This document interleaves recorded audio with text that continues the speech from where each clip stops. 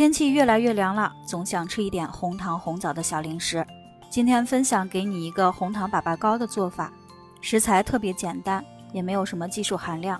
红枣呢，先用开水泡一下，泡到呢表皮微微鼓胀，把枣核去掉，然后呢给它剪成这样的小块，冲入130毫升热的牛奶，加20克红糖。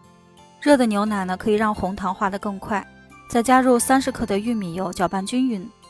加入150克的糯米粉，3克的泡打粉。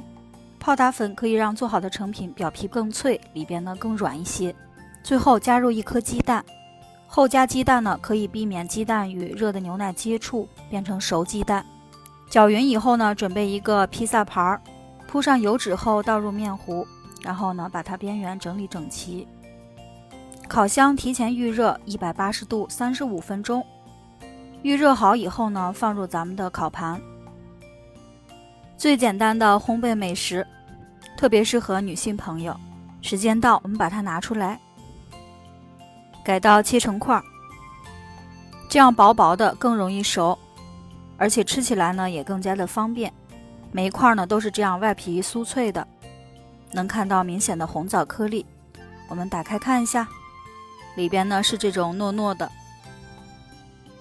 比普通的年糕要好吃很多。喜欢的朋友可以收藏关注，我是小宁，明天见啦。